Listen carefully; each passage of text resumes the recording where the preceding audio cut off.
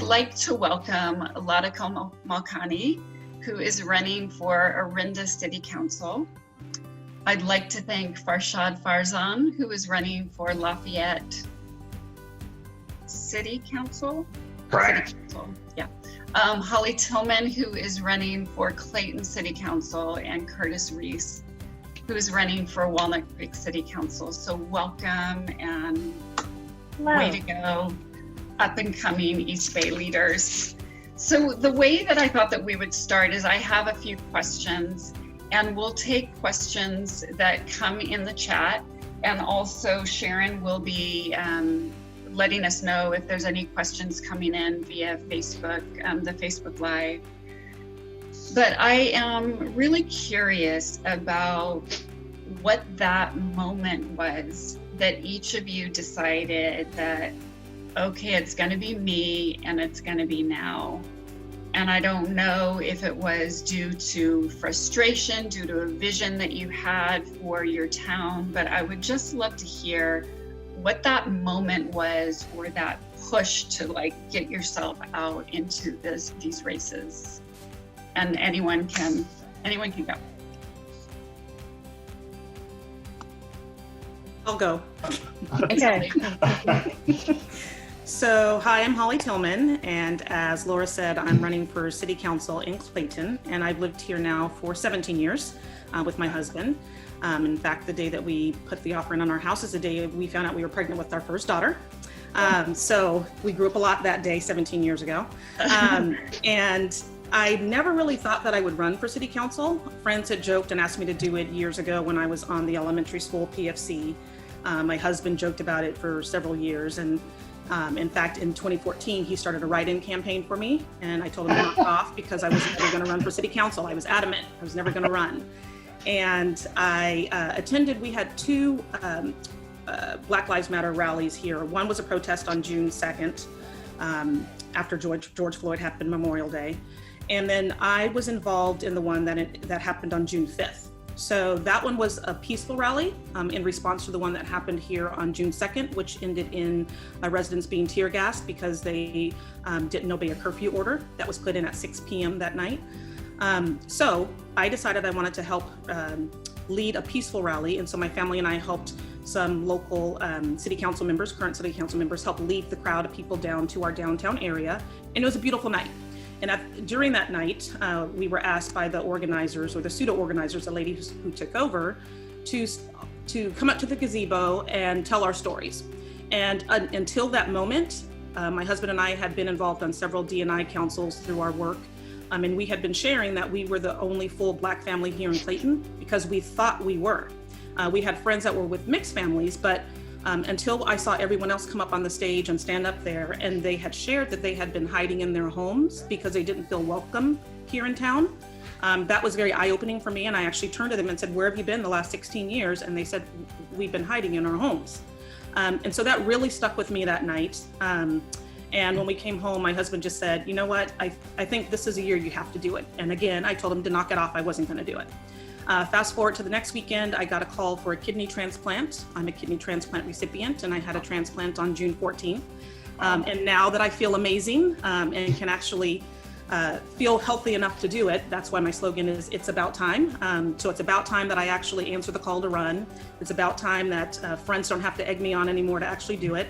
It's about time I feel healthy to do this. So lots of reasons. So I'm running for City Council because I know that I can make a change, and I want to change the dialogue here in town. Because it's pretty toxic amongst the community. And I just want us to come together as a community, to be inclusive, to be more transparent, and that's why I'm doing it. And I'll stop there. It's amazing that you had this leadership neon sign that everyone else over your head, that everyone else could see, but you. Wow, thank you. Latika, what about you? Some similar themes to Holly. After a couple years of being involved in regional and local politics, I did GOTV, a lot of GOTV work in 2018 for regional candidates, and then I ran and served as an ADEM delegate to the state Dem Party. I started following local council meetings more, and during doing that, I both felt and saw around me a desire to genuinely improve on the status quo. I witnessed so many city council meetings where community members would speak, but in my observation, they weren't necessarily always being really heard. And more importantly, there was little action or follow-up on a lot of important matters that ranged from, very nonpartisan infrastructure issues to issues of inclusivity, and the latter piece did bother me. And then this past summer, we also had, Black Lives Matter rallies in both Moraga and Orinda.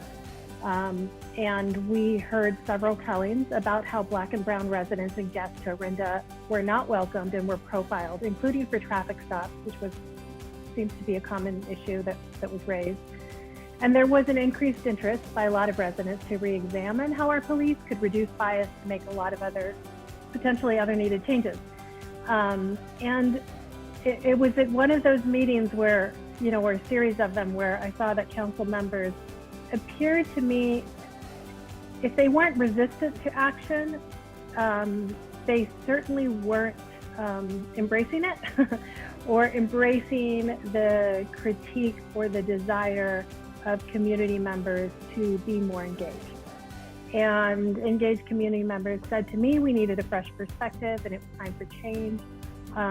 Some of my neighbors and friends had asked me to run before, and I had also said, no, not now. I've got a lot on my plate. And it just was time.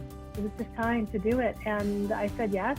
But I think why I said yes is because I knew this time I would be supported by so many like-minded residents.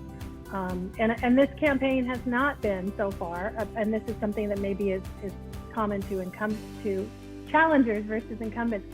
I don't feel it's about me. I really do feel it is about us. I feel like there is a community running. I'm not running it. And that's been wonderful. So. Thank you. Farshad, what about you? Well, thank you. I have some of the same similar reasons. I think the other thing I would add for me is there's a sense in our community and myself that city council positions are almost like lifetime appointments here. It's the same people who've been on for 20, 30 years, or they will be on, step off for a couple of years, endorse somebody, that person will get on, and then they'll step off and they'll endorse them. So it's the recurring cycle of the same people. We have changing demographics, racially, age-wise, etc. And we just need some fresh ideas. We need to understand that there are differences, and we can add to that. I mean, that was really the crux of it for me, is to get involved, and I have been. And I would say it's not just the city council, it's our commissions, our committees, because the city council appoints those people, they interview them. So it's the same cycle, again, of people saying, I'm not saying those people are bad at what they're doing, but you do need fresh voices. Things change. And that's one of the reasons, I would say the main reason I finally got involved in this race, so to speak. And with everything going on in our society, what better time to do that than to, propose some change? And that's really the reasons for me. Thank you. Curtis, noticing any themes? Absolutely. As a matter of fact, Farzad, he summed up a key component to why I'm in the race at all. But actually, my story starts in June of last year. It has a tragic start, where a young African-American man named Miles Hall was shot and killed by the Walnut Creek police. And Miles I'm very close to the family. I've known his parents for about 30 years, and Miles was actually the ring bearer at my wedding. So I've known this young man his entire life. So when he died, I was compelled to get involved.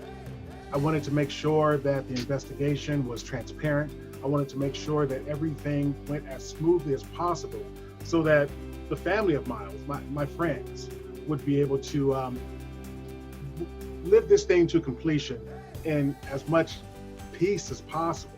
And I also wanted to make sure that he was fairly represented.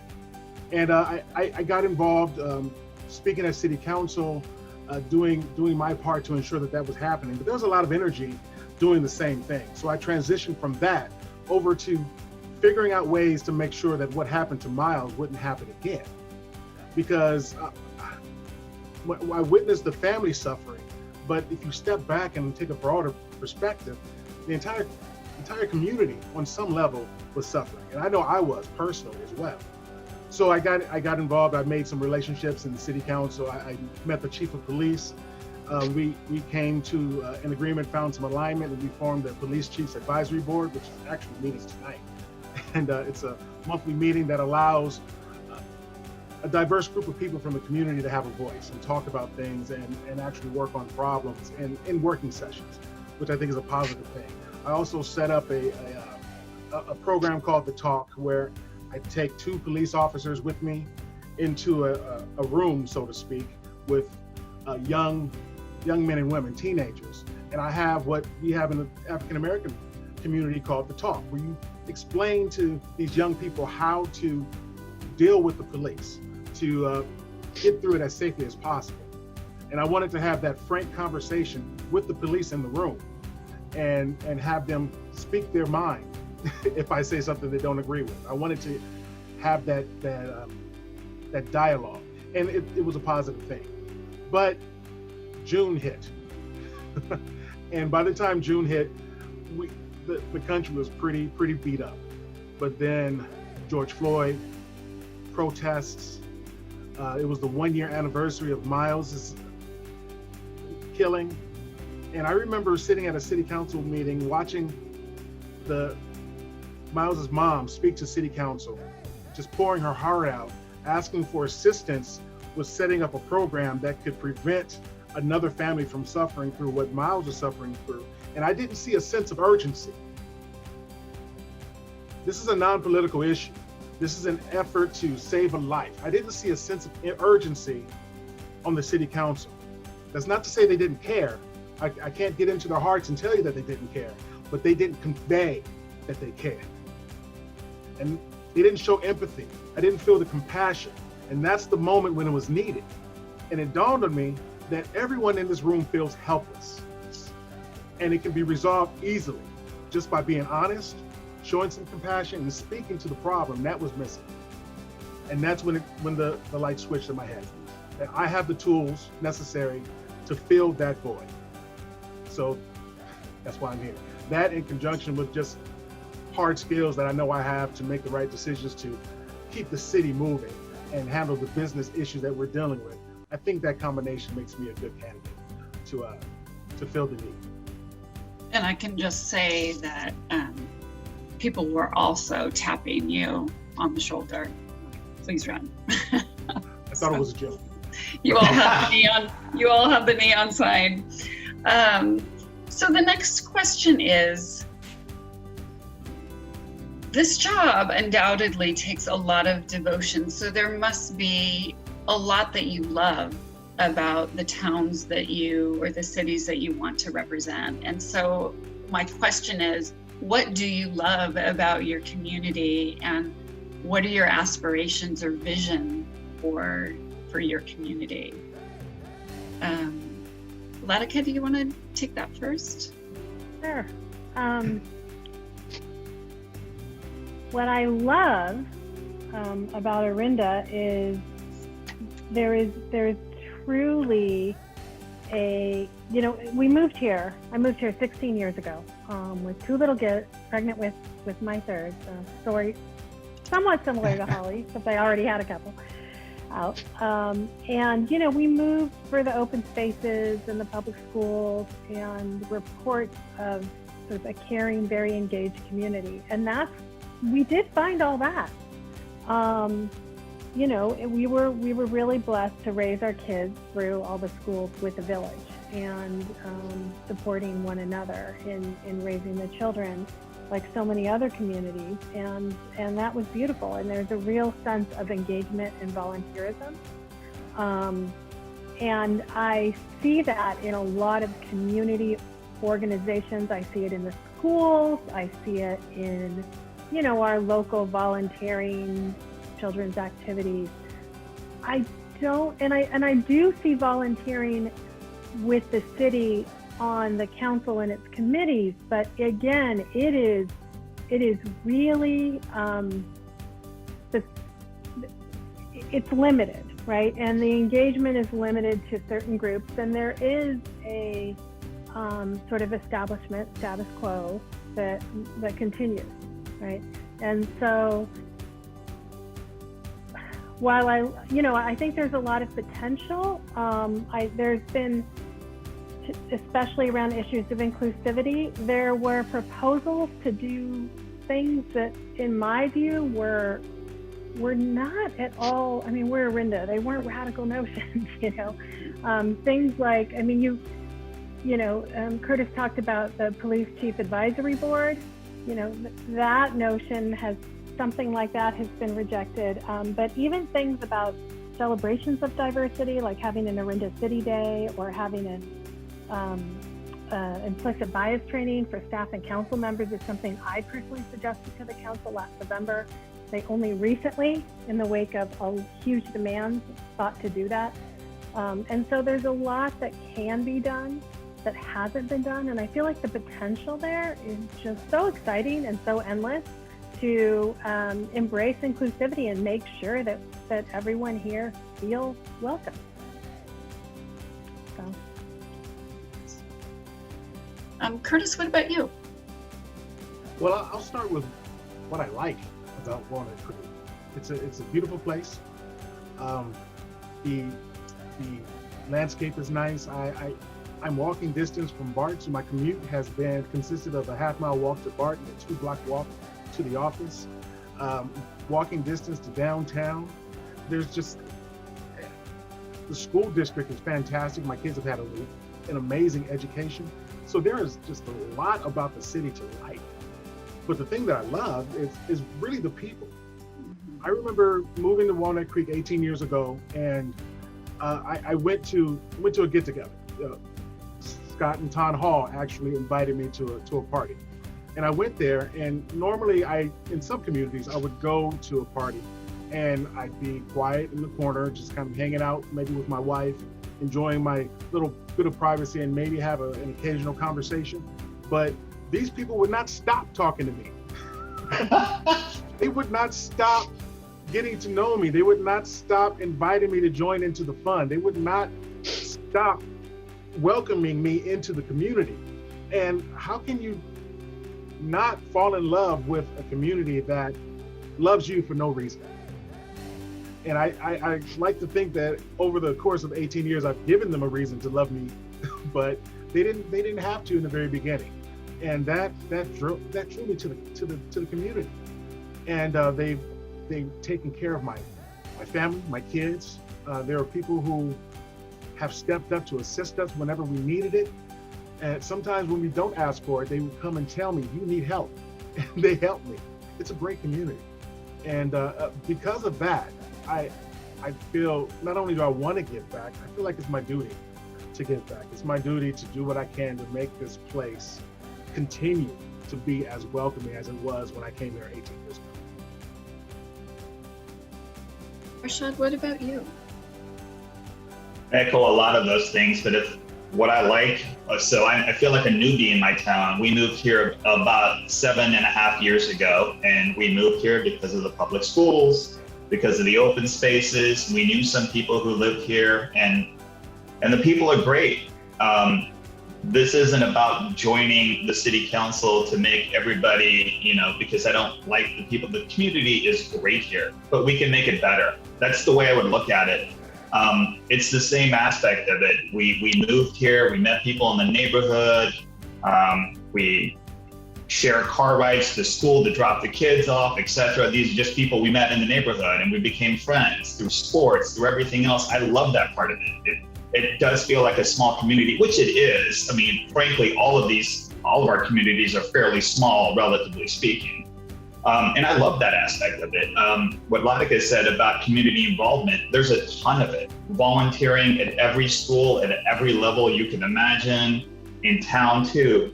But again, it's that same, what I feel is that same small group of people who are involved in all of that. And I want to get involved in getting everybody to the table. I think that's the thing in the back of my head, get everybody to the table. It can't just be people who've lived here forever and they want to keep it the same, so to speak. this is a great place full of unbelievably smart people. And I think if you get everybody to the table, we could make better decisions and look at it community-wide, not just, I've been on the city council, or I'm on this commission, I'm on this committee, we know best for what we need to do here. But again, great place, we love it, and if I didn't, I wouldn't be here. Sometimes I make it that simple, right? If I didn't like living here, I wouldn't be here. I love living here. I love getting home, although these days, not home, we stay home, we can't go anywhere. But I love going hiking, and the same thing, I've been on BART for years. I go into the city, get off, and I come back knowing, 3 minutes, I can be on a hill hiking, doing that, or I can go on a run, I can ride my bike to downtown. Those are just great aspects of living here, but it can be better, and better for everyone. I hear inclusivity. Sounds like a theme. Thank you. Holly, what about you? So I echo a lot of what they all just said. And I think for me, it harkens back to being inclusive and hearing those stories of families not feeling like they were welcome. And I had to question why they didn't. And Clayton only has about 11,000 people. Oh, wow. And there are about a little over about 130 of us, maybe about 140 Black residents. And so we're about 1%. And I wanted them to be able to know, one, to see a friendly face. Everybody here has been pretty welcoming to us since we've been here in our 17 years. So when my family goes, our family of 4 is always out and about together in our downtown area. And, other than me putting in my name and somebody going, who's Holly Tillman? Most people know who we are. And that's not to say it's not in a bad way or that we're super popular, but we are. I mean, we've been involved. I've been involved at the elementary school, as I said, and then my husband and I have run the track program for St. Bonaventure Track and Field for 6 years together now. And then I've also belonged to, if you've ever been out here to our Art and Wine Festival or Oktoberfest, I belong to the group that puts those on, which is a Clayton Business and Community Association, and I've served as the secretary, the board secretary for 2 years now. And so we're very involved and people know us, and I want people who may be new to the area, like Varsha said, that they know they can see a face, they can see, hey, our people are here, and they can feel that presence. I equate it to being at work and not being able to not be in the room, because people know when the 2 of us Black women are not in the room, we're missing. I don't want it to feel like that when we're in downtown Clayton. I would like it to be where everybody feels welcome and they can come down and they know that they have friendly faces, people who look like them, so that they're not feeling excluded. And that isn't to say that the town was excluding them. I just think that was a perception that they had, and I would like to change that. And so I think having a familiar face on the city council will help to get us there. I do have to say that I'm very pleased with our current city council. Yes, there was some longevity there, but with that also goes the knowledge on how things actually work. So we have one that's retiring this year. She's a friend of mine. And I'm sad that I won't be able to serve with her and tap into that knowledge on a daily basis if we're in meetings together.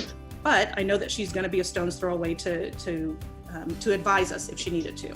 But there's also diversity of ideas, right? So you can have people of different backgrounds that can bring their lens to the table. And I think that is what we actually need. That's what's been missing. And so they have an anti-racism resolution that passed 5-0. We do have some other minorities that currently sit on city council. So we have an Asian man, Mexican, or I'll say Latin gentleman that's on there.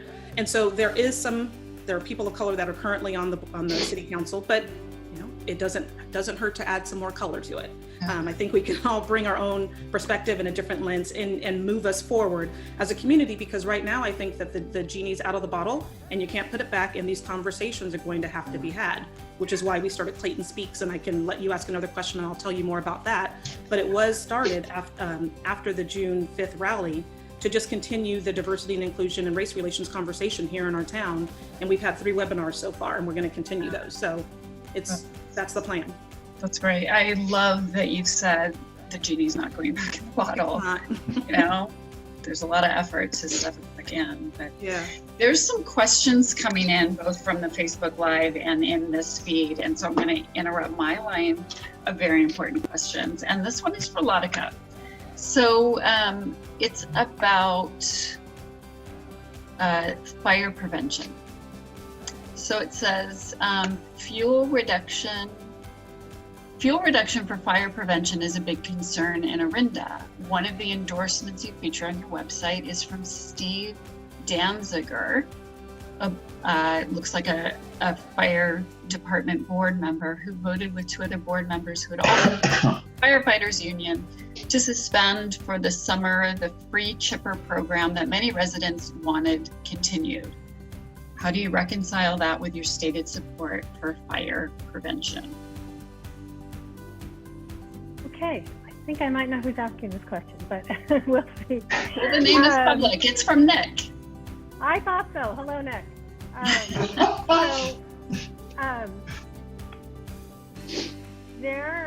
I have been endorsed by the firefighters union in Orinda. Orinda's fire is not part of under the city's jurisdiction. The fire department has its own district combined with Moraga. I don't know if everyone knows that, but anyhow, that's background. However, there is, fire, as we all know, doesn't respect property boundaries or jurisdiction boundaries, and so it's a problem for everyone, including the city. And it's probably my number one priority in terms of what I want to see happen and what I think has been ignored for the last 2 years. And I think that's what's been referenced too. And I do have a pretty extensive plan on what I think the city needs to do now to protect us that I could be happy to go into, but that's not really the question. The question is, should I not have taken endorsements from the firefighters and the president of MOSC? I reached out to MOSC leadership because we have to work together. We have to collaborate if we're going to keep ourselves safe. I am proud to be endorsed by the firefighters because I think, frankly, they are truly heroic. They risk their lives for us. Some of those firefighters are out there right now working 20, 22 hours. And thank goodness they are. They're doing that to protect our lives and our homes. I've been accused, I think, by guilt by association of being maybe bankrolled by the firefighters. So just to clarify, I have not taken any funding from them, but I am proud of the endorsement. And my view on this is there's in Orinda, there's a little bit of sort of finger pointing back and forth in terms of who's going to have to do the work and who's going to pay for it and who's going to get it done. That is all very, very, very important in terms of answering those questions, and that is the job of city government. But my approach towards this is to be very pragmatic. I am concerned that while we're pointing fingers, we all live in a tinderbox, which too much fuel, and we need to, the city's going to burn down while we're figuring out who's going to pay for it. So I think we need to work together. So my view is I embrace working together and collaboration because the city and the fire district need to work together. And frankly, we need to work together to get other entities to clear their properties. We have a lot of open land that is owned by, East Bay Mud or PG&E, and all of that needs to be cleared because the fire doesn't recognize those boundaries. So, and Nick, I will do everything in my power to bring back that chipper program for next summer, whether it's paid for by the district or the city, because I fully recognize it's something that residents value, and I do support it.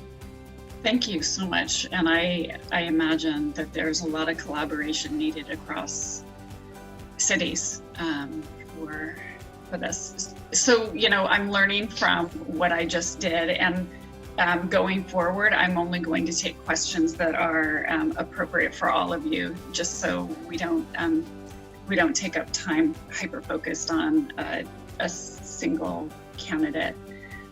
Jenny Schneider is in the Facebook Live right now, and her question is, knowing that if you are elected, you will be most likely having to speak up for change, coming up against things have always been done this way attitude, how do you plan to get current city council members open and on board to your new ideas? And I can't remember how I'm doing this, but I'm going to start with Curtis because I don't think I've started with Curtis first. Well, that's, I think it's going to be a bit like being the new guy on campus. get to a new school, you're gonna have to build relationships. You're gonna have to build some trust.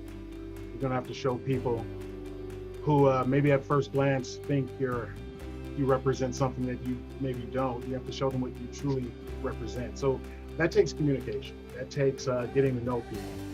And often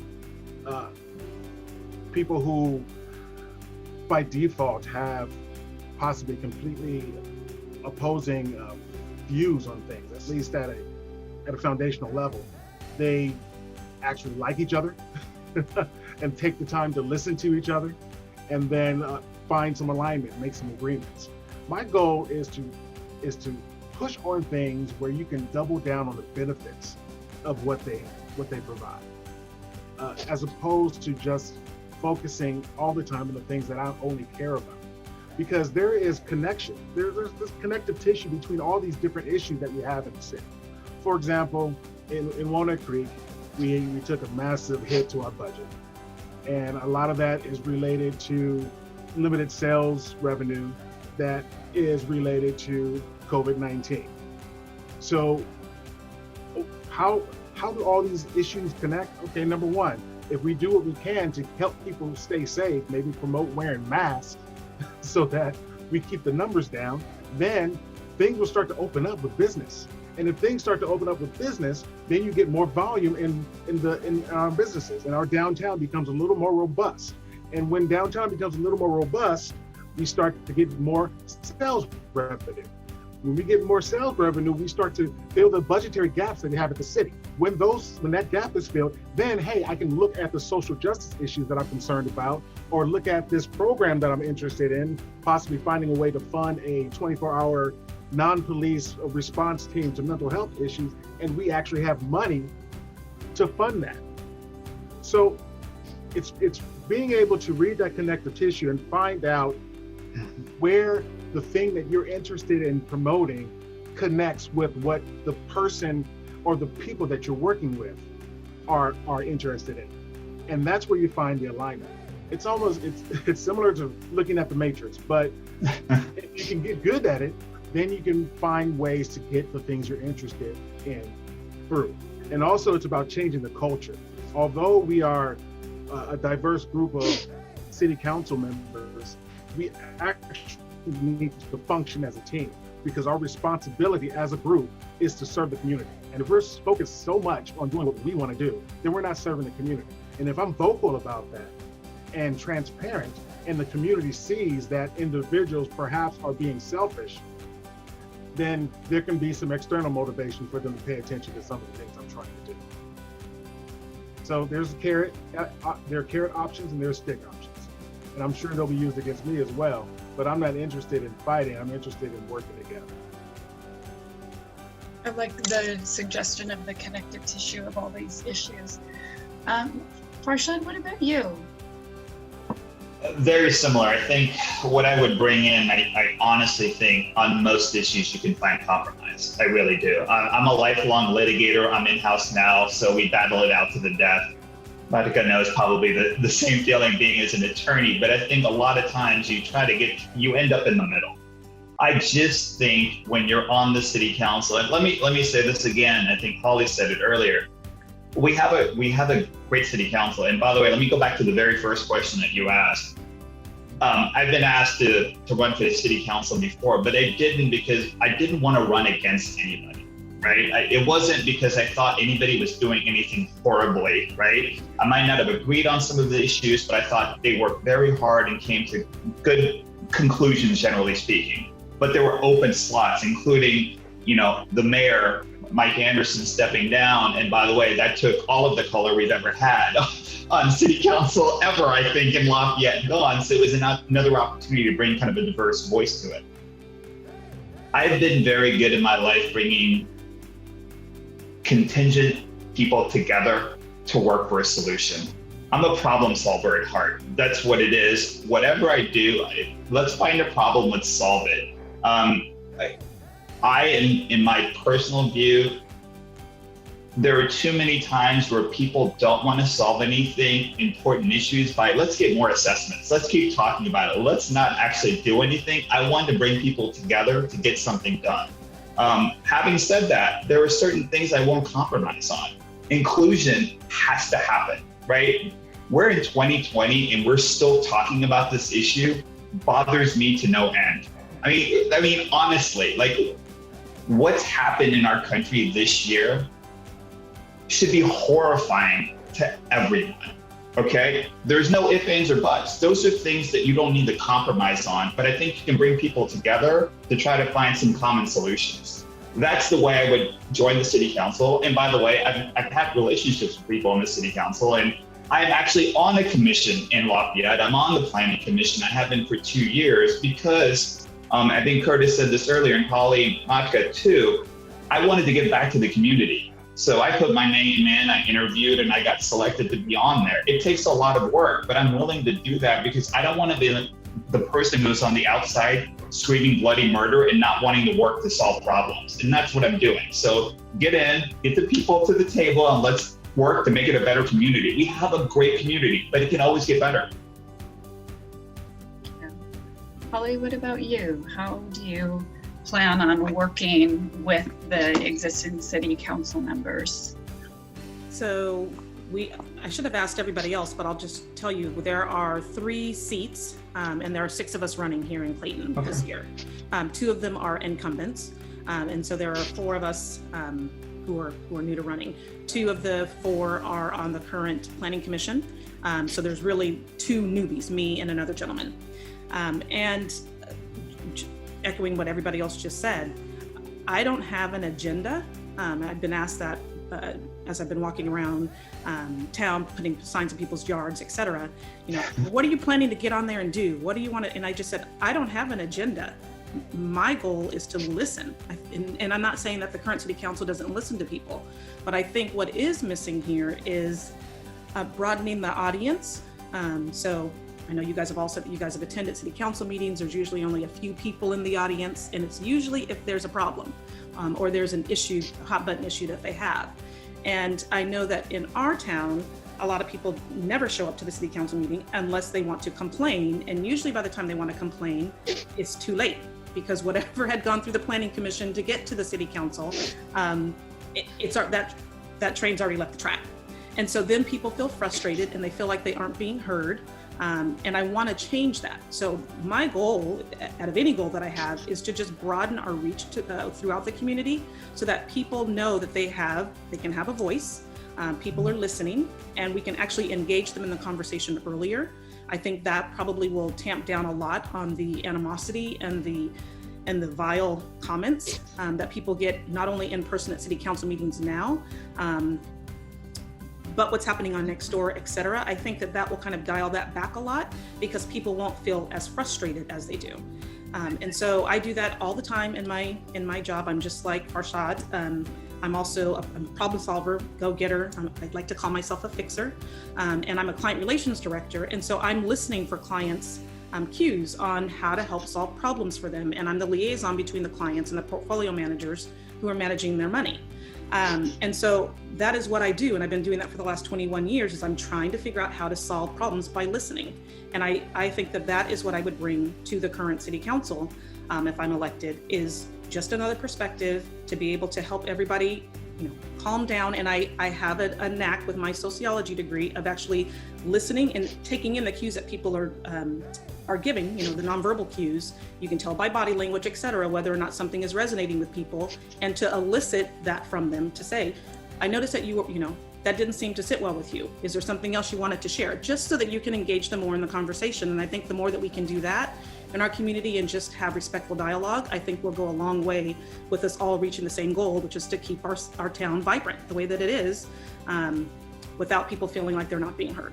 So I really appreciate that idea of getting out ahead of a problem and engaging people before it ends up a problem at city council meetings, which Walnut Creek is. That's where we're at with the death of Miles Hall. And so it's been a rough road for everyone involved, especially the family. Okay, I've kind of lost track. Latika, are we to you? That's okay. Yeah, I'm happy to talk about, or since I took up a little time earlier. We can also move on if you'd like. Let me ask another question, because there's some more that have come in. I think this is a really pertinent question. This is from D. What does it mean for you to have a commitment to diversity and inclusivity? How have you demonstrated that commitment? And how would you see yourself demonstrating it as our elected official? So Latika, why don't we start with you? Okay, that would be great. So what I've done for the last over I guess 24 years is I have practiced law, but I represent employees, and I litigate the equal opportunity laws that Justice Ginsburg helped bring alive through her early advocacy and on her time on the bench. And so I've spent my career sort of working on equal opportunity issues. About 20 years ago, I did a 2-year stint, took a break from litigation and worked for the city of San Francisco. And the city of San Francisco was so ahead of some of our places that back then I spent 2 years working for the Commission on the Status of Women there, where I trained leadership of 2 large city departments, including Public Works, on how to bring a gender and racial equity lens to their city department, to their provision of services and their employment practices. And over the years, I've also worked with a lot of nonprofit organizations. So I was on the board of Planned Parenthood Marmonte for 6 years, helping make sure that we had reproductive health access for all women and men, frankly, or all people who wanted to come through our doors. So I've also worked with immigrants' rights groups and a lot of social justice groups over the years. So I feel like I really do have a strong demonstrated commitment. Part of the reason I jumped in is because Lamorinda isn't really doing anything to promote justice and equity as a city. And it's way overdue. And this is something that seems to be a common theme. And there's a lot we can do. And it's just, I'm very pragmatic in moving forward. So I want to, first of all, embrace some of these resident suggestions. And some of the things, I think they would work in Lamorinda. I think they might be viewed as just, not moving the needle forward enough in other places because they're so commonplace in other places. But believe it or not, we still haven't done it. Even having a speaker or art series that also partnered with our local businesses that promoted, speakers of color or artists of color. We really value education as a community, so I'd love to partner with our school districts, which are finally going through some really great curriculum changes and are doing a lot of parent education around equity. Our high school has an equity team, and I've joined that. And I'd love to have the city partner with the school to do more education around curriculum changes and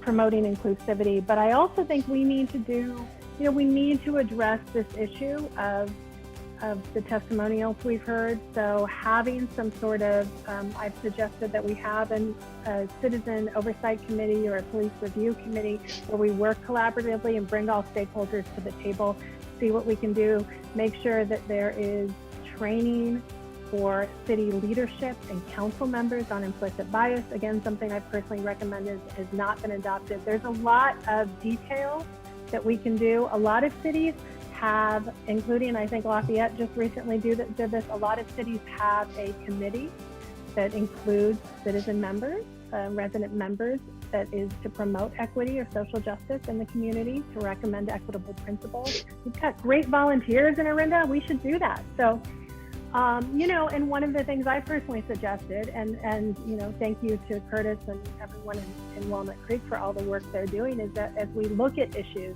of equity and race in any city, especially cities like ours that contract with the same sheriff's department, that we really sit back and listen and learn from BOSAF and other organizations that I think are sort of leading the charge, in some of these areas. Farshad? So there were three questions before, so I'm going to combine them all into one. I guess the way I would say it is, I've been a part of a tiny minority all but 6 years of my life, which were my first 6 years of my life. I've lived in 3 countries, most of it in the United States, but I've been a tiny minority, so I understand what it means to be excluded. And that's what hits home to me. So it's personal, and I understand where people are coming from. Doesn't mean I can step in their shoes, but I've also worked to help people who are underserved my whole life. That came from my dad, and it's just the life experiences that I've had.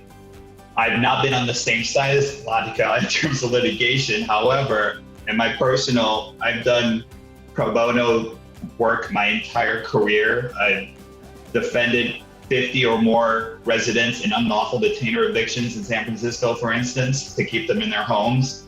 Most of those are minority tenants.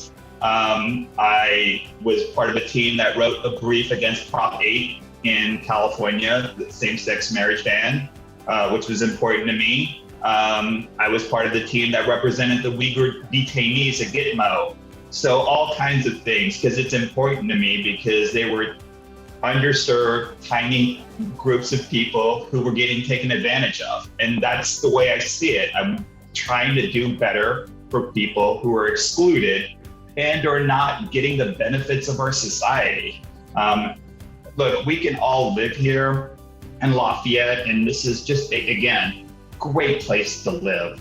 But everybody should have the same opportunity. And I'm not saying anybody's stopping that, but I think it's in the back of their minds that everything is the same for everyone. And it's just not the case. And I think it's just a matter of opening people's minds to that everyone isn't getting the same benefits of being here or really anywhere. And that's the way I see it. And I'll continue to fight for the little guy, little girl, so to speak, my whole life. And that's the part that I'm not ever going to give up.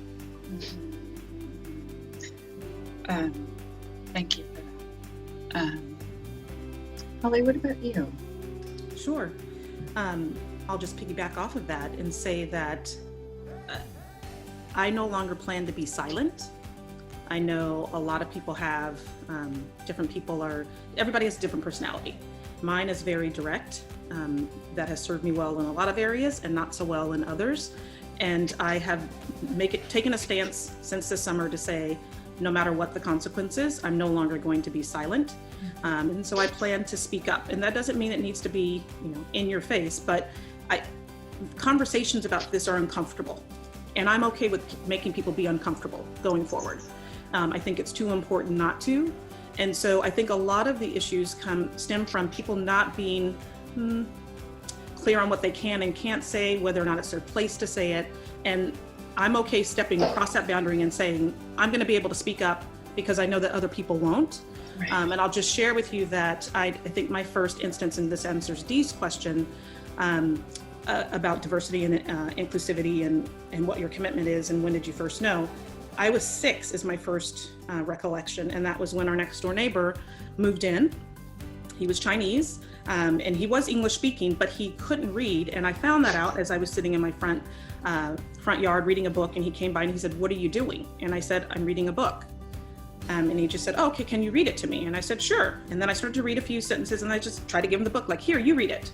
And he didn't want to take the book. And the more I tried to give it to him, the more he kind of shied away. And it dawned on me at 6. I just said, "Do you know how to read?" And he just, And so I said, "Okay, hold on." And I ran inside the house and grabbed my Dick and Jane books. And I sat down and had my first lesson with Douglas on how to read, like how to teach him how to read.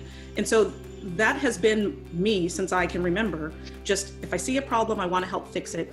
I'm not going to be quiet anymore. And if there's people who aren't being included in the conversation or feeling excluded in any way, I'm always going out of my way to try to help bring them in. It's what I've taught my girls since they were younger. If you see the child who looks different from us, that's the person that you want to be your friend. Like, you go up and go speak to them, include them in the conversation. Don't worry about how they look, because nobody can control that. They learned it at early ages, with friends on the playground telling them, my mom said I can't play with you anymore because your skin is black. And my daughter coming home at 6 years old and trying to erase the color of her skin.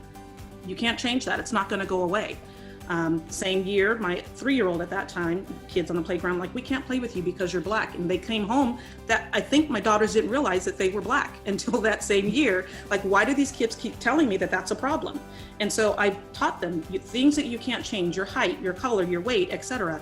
We don't judge people on that. You judge them on how they treat you. You can't change people's hearts, but you can try to at least bring them into the conversation, let them know that they're being heard and that they're not being ignored. And that's what I would do as a city council member.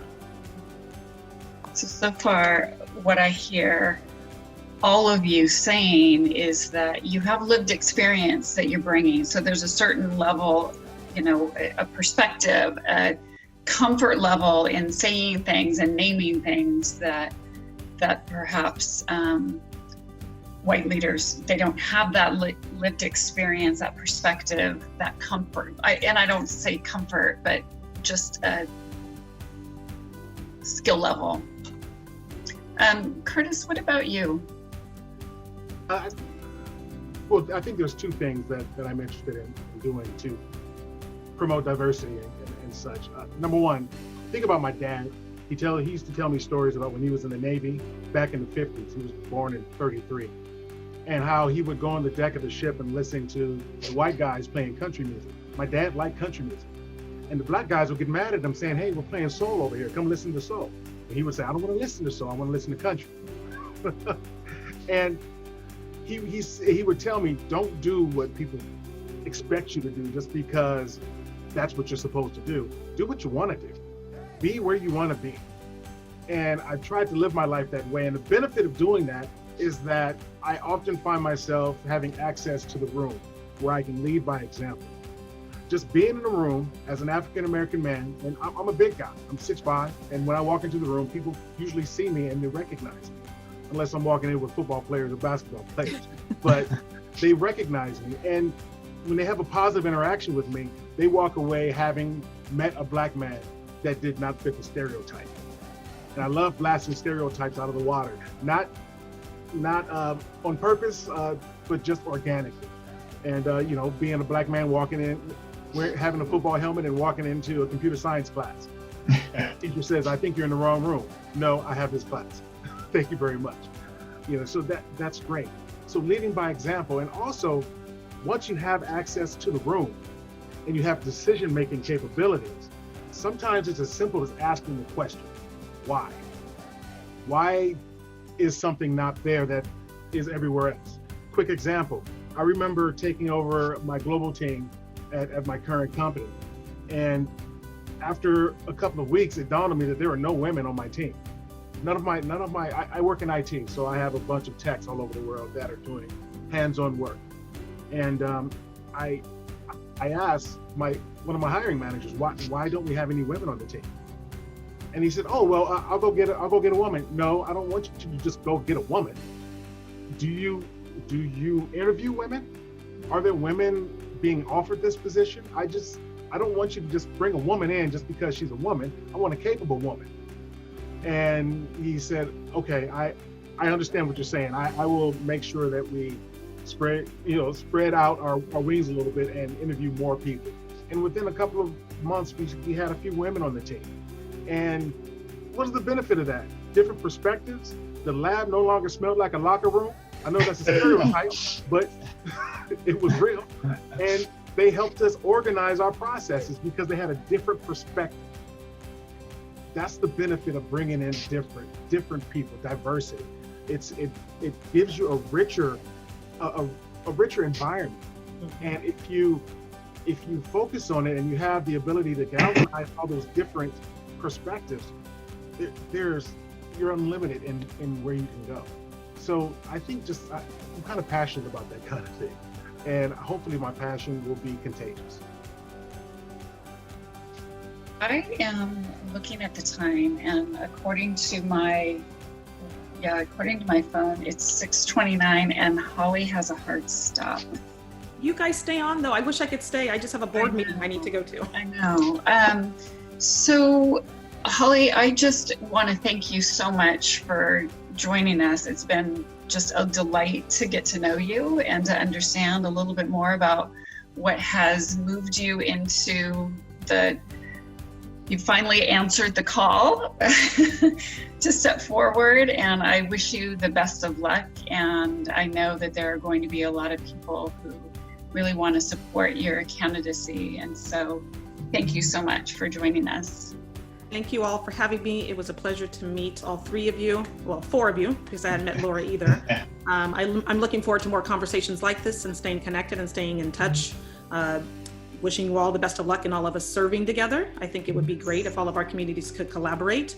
And I would be willing to push mine to do that anyway, whether or not I get a seat on our current city council or the next city council. So just know that you will see my face continuously as the years go by. And it was a pleasure.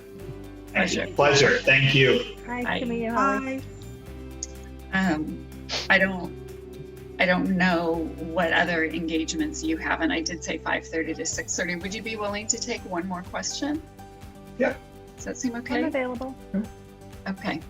There are more here, but there is one from Gigi Crowder, who is a really phenomenal part of our community in working for justice for Miles Hall.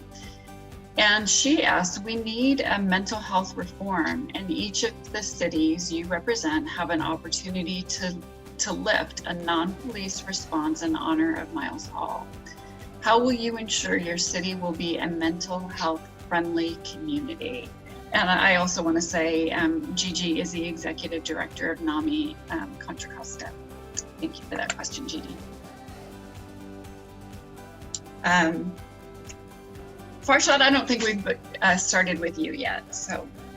I think it's critical. I think it's a critical component. The horror story of what Miles and his family went through, it happens all across the country, unfortunately. Do I have a specific plan in place? No, but I think bringing the issue to the forefront and making sure that we can dedicate resources to it is what I would be willing to do and push for it. I think it's important. I will say this, I'm actually a big fan of our chief of police in Lafayette. He's actually been open-minded on listening to issues, potential changes, etc. He hasn't closed the door on any of these things. I think he would be open to listening to different ways of, say, policing, for instance, to maybe not being involved in that and bringing on other staff, mental health experts, for instance, to make those visits, etc., so it doesn't become a police incident. So simply, I will bring it up, and I'm open to providing the resources if we can find them. And even if we can't find them, we can reallocate because this is such a critical issue.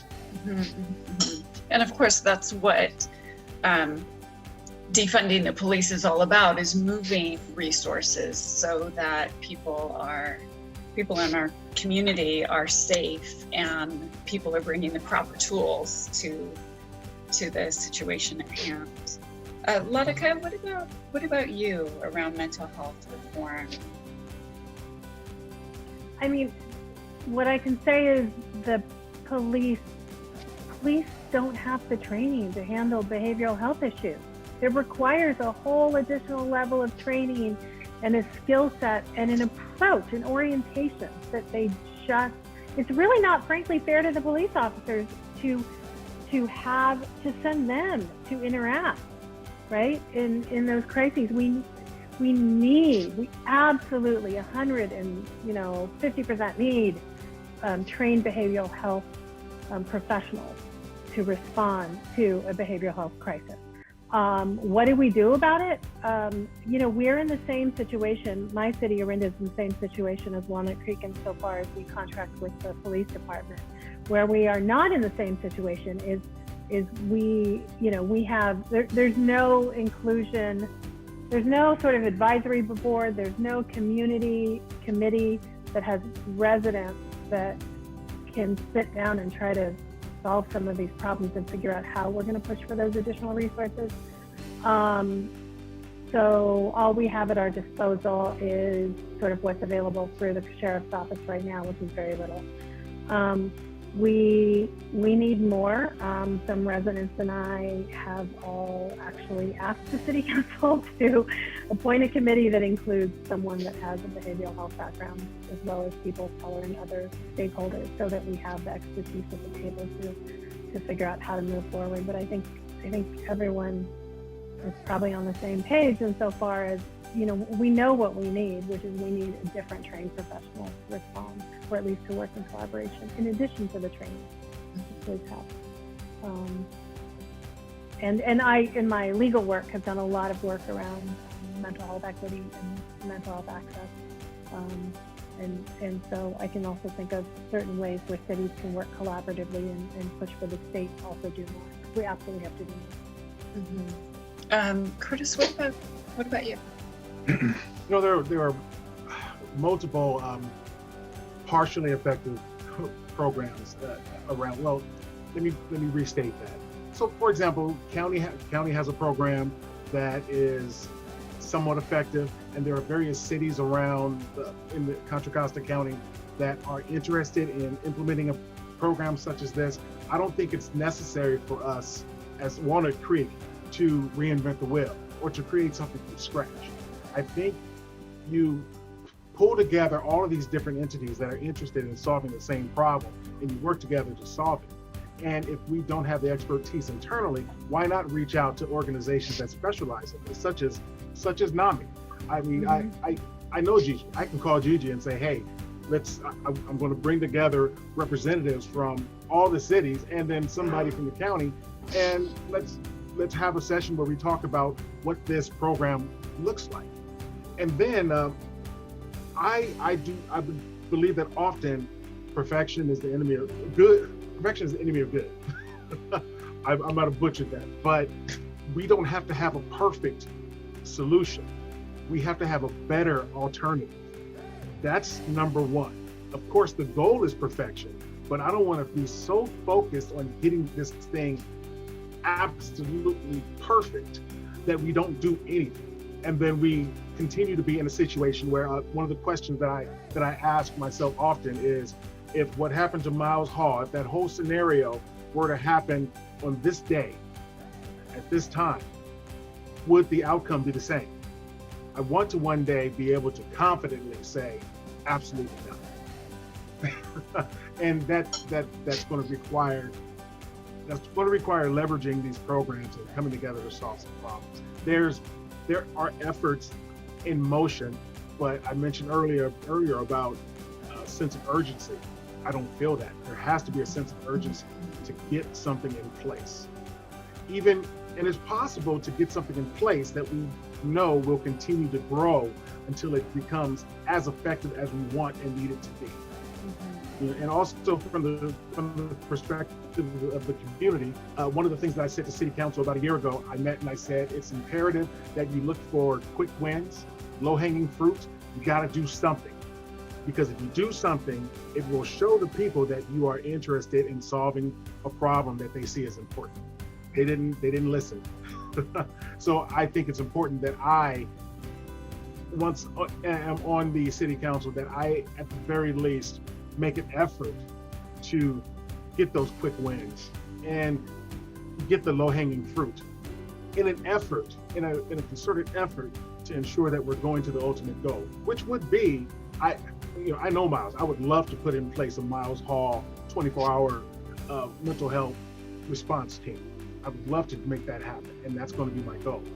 But if first step, the first couple of years, it has to be the 12-hour mental health response team until I can fight and get that 24-hour. I'll do it. Mm-hmm. It's about making an effort and making things happen. Sometimes you just have to pull the trigger on things. Mm-hmm. Sorry, it's a bad analogy, but you have to make things happen.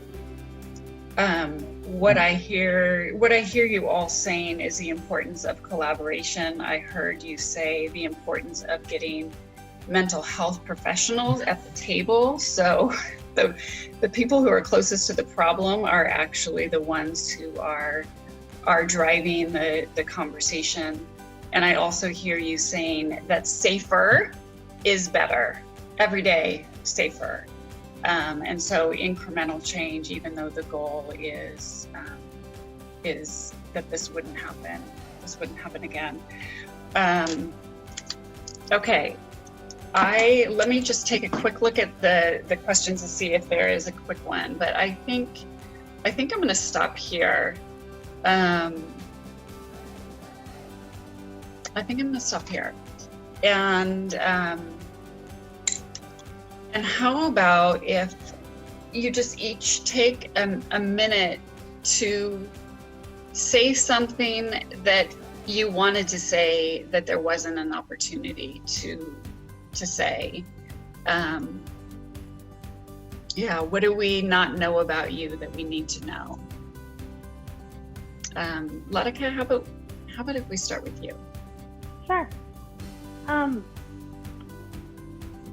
Well, I guess what I wanted to talk about a little bit is sort of my experience, because I don't know that I've had a chance to tell everyone that. So I do not have experience on sitting on the city council. I am running against two incumbents. So I wanted to sort of address that elephant in the room. I do have a lot of experience with leadership. I served on the board of a Planned Parenthood affiliate for 6 years that ran 32 health centers in 2 states, and had a budget many times the size of Lamorinda. I've also served on many other nonprofit boards. I work very collaboratively with attorneys on the defense side of the aisle, even on plaintiff's attorney, on a California Lawyers Association committee, where we pay special attention to issues of inclusivity, whether that's geographic region or whether it's making sure that we, when we have a panel on a subject matter, that there's representation, across different lenses of equity, race, gender, sexual orientation, and the like. But so through all that, to me, leadership means asking the difficult questions and engaging critique and bringing all stakeholders to the table, because through that process, you get a better result. It also means increasing transparency. It means accountability and engaging the public. And, lastly, and this is something I think that Curtis spoke to quite well, it means collaboration, and it means that you sort of use my approach is the same in terms of a carrot-stick approach. On one hand, you reach across the aisle. You don't draw a line in the sand. You reach across the aisle and you always ask, because you never know what the answer is going to be, right? And you want to engage and you want to hear where someone's coming from, so you understand that. And but you also make sure that you keep the public engaged, because as a council member or as an elected representative, you are a steward of your community, right? You are there to represent your community. You work for them. And so keeping the public engaged is critical to making sure that every council member, including me, if I'm elected, remains accountable. And I think that's something maybe we all share. Thank you so much. Who's next? So Curtis, I think you missed the question when you were fixing your camera. The question is, in a minute or so, what do you want us to know that didn't come through in the questions and answers that came before? And so I'm going to go to Farshad first and give you a second to think. Oh, I should have messed up my camera. Oh, I'm kidding. So giving Curtis extra time. So thanks for this last minute or so. I mean, honestly, what I bring to the table is a pretty diverse life experience. I'm a 6-year-old war refugee, followed by becoming a political asylee, living in 3 countries completely differently, dealing with people from all around the world in my work and my daily life. So I understand what it's like to get different viewpoints to the table. I'm wholeheartedly in favor of transparency in every aspect of it. I know we have laws in place, but you can do more than just what's in place to make sure everyone knows what's going on. I want people to be involved in their community, and I think a couple of us kind of touched on this before. I don't want you to get involved only when it directly affects you or your neighborhood. It should be getting involved for the entire community, because something is going to end up affecting you whether you know it or not. It shouldn't be a neighborhood issue. It shouldn't be your street issue. It shouldn't be a you issue. It should be a community issue. And that's why I'm running and trying to do it. I'm not running because I plan on getting on city council. I'm running for another office. This is not an ambition thing. I'm too busy for that. I want to get back to the community, and that's what it is. And frankly, if people ask me now, I'd be willing to say I'd serve for 4 years, try to do the best and move on. This isn't a lifetime thing for me. I think this is a good time to get involved. It's a good time to steer our communities in the right direction. Maybe put them on a better track, not that we're on bad tracks, but then have the next group of people take over with new, fresh ideas and take it in the right direction. That's just me. Feel like that involvement, that proactive involvement is what we're all learning. We have been lacking as a country, and the cost has been really, really, really high. Thank you. Curtis, what about you? What do you want people to know? I had a frank conversation with an elderly gentleman a while back, and he asked me. He said, "You talk about change and new things," and he asked me, "What is it that I want to take away?" Because he was saying that the city's running pretty well right now. I had to explain to him, I don't want to take anything away. I'm not here to tear down anything about this city. I'm here because of the way things are running. What I want to do is ensure that the vulnerable aspect of the city and the underrepresented portion of the city has an opportunity to enjoy what everyone else is enjoying as well. And keep in mind, I told him, keep in mind, I represent a portion of the community that's like about 1.5%, 2%. So bringing us to the table is not going to affect you. So what I'm doing is not going to hurt anybody. It's only going to help others. So keep that in mind. I'm passionate about ensuring that things are going to get better for everyone. So there is an appetite for diversity, different perspectives, and new ideas in the city. And I am the living, breathing representation of that. A man I'm not from Walnut Creek. I was born and raised in the inner city, worked hard to change my situation. Managed to be the first person in my family to get a bachelor's degree, the first man in my family to get a master's degree, the first person in my family to work in corporate America. And now I'm able to enjoy this fantastic city. So as I said, I'm the living, breathing embodiment of that diversity. And I'm also the living, breathing embodiment of why you should not fear that diversity. Because I've been here for 18 years and I haven't torn anything down yet. And as a matter of fact, I believe that if you ask around, you would find that other people agree. And that's what I want to enhance. I want to ensure that there are more people in the community that can fully enjoy what this community is all about.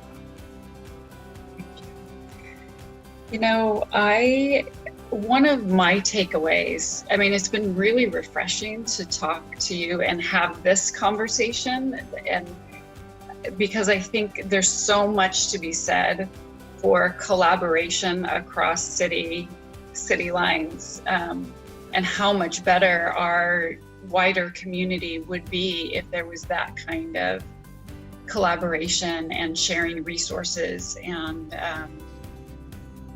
I really appreciate this conversation. I hope once you're all on city council that conversation will continue.